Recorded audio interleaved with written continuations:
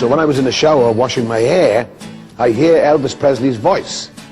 And he was leaning over the shower door. He couldn't wait for me to come out, so he was actually singing to me in the shower. So the two of us were on the show that night in Cleveland. I had to follow him. And I've always told the press that if there had been no Elvis, then there could be no Clifford. Everybody wanted to be Elvis Presley. That was the American dream. Elvis is the rebel, the dark stranger who comes in the night and seduces the women. He was just always my favorite voice, my favorite performer, my favorite look. I mean, he's...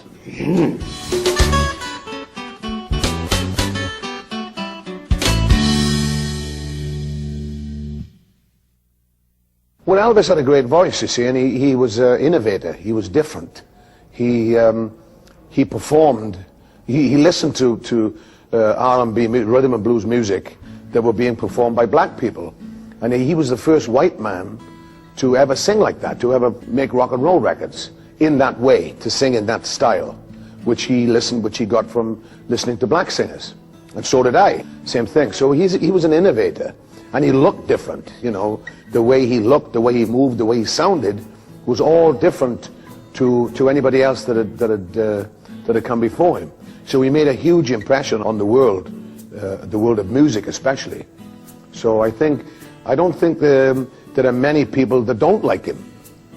You know, I don't think I've ever met a person that said, I don't like Elvis Presley. Nobody's ever said that. You know, some people love him and some people like him, but nobody ever says they didn't like him.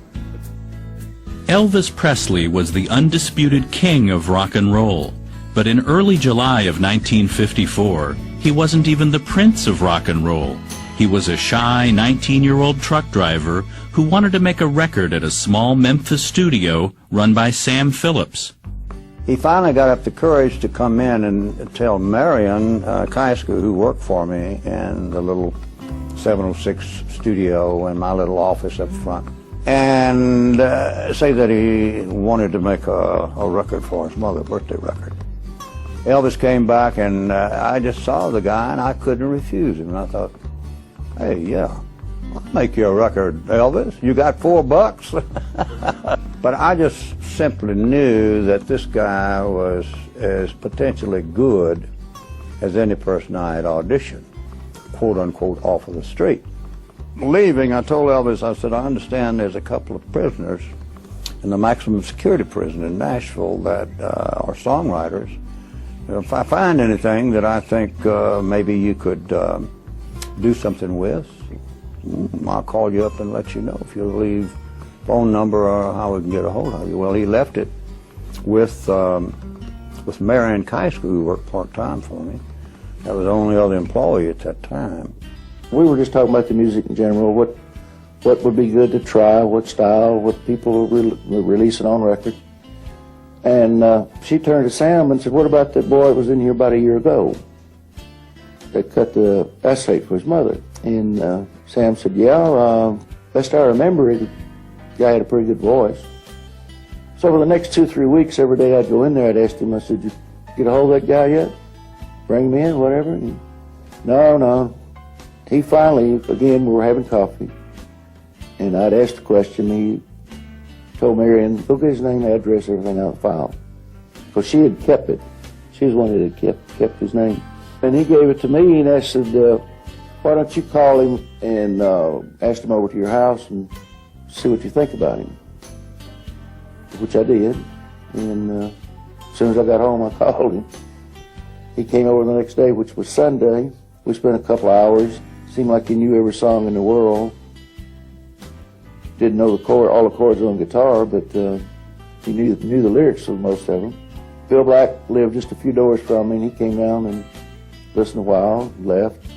Then after Elvis left, I called Sam and relayed to him. I said, kid's got good timing, knows a lot of songs, and he doesn't have any original material. Sam said, well, I'll call him and get him come in the studio tomorrow night. So just you and Bill come in. I don't need the whole band. So all I need is a little background noise. So I knew Scotty Moore had a lot of patience. Bill Black was the best upright bass, slap bass player. And I didn't want a bunch of people with Elvis, because Elvis, you'd had to know him at that time.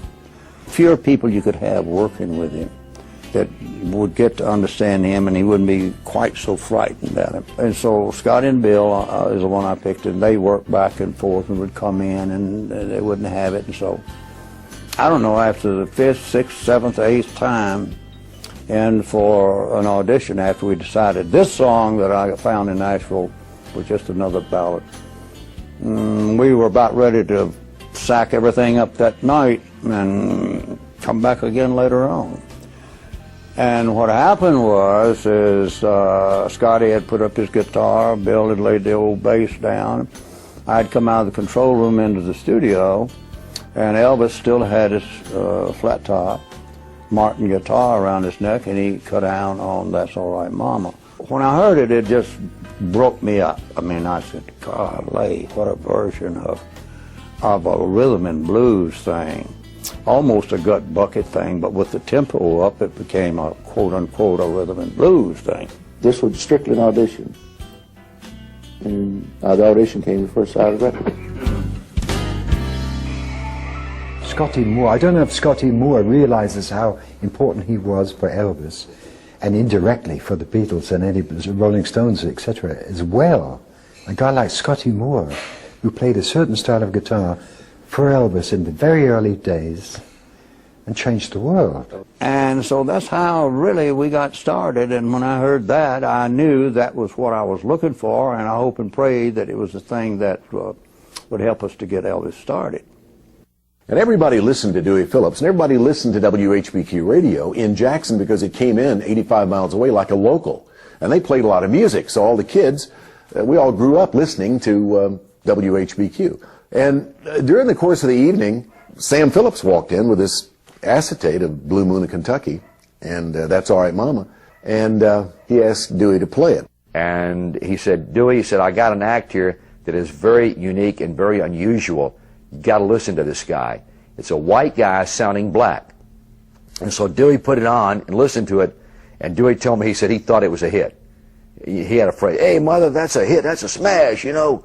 And that was the way that whole thing started. Of course, Dewey played one side, then the other, one side, then the other. Nobody, after he first played it, nobody listening would want to hear anything else. So when I heard Blue Moon of Kentucky and That's All Right Mama, and Dewey only played black records by black artists for white teenagers, I thought, well, he's got to be black. And Sam said, no, he's white. And of course, he walked into the mezzanine of the Chiska that night, and there he was. And that was the beginning of Presley Mania.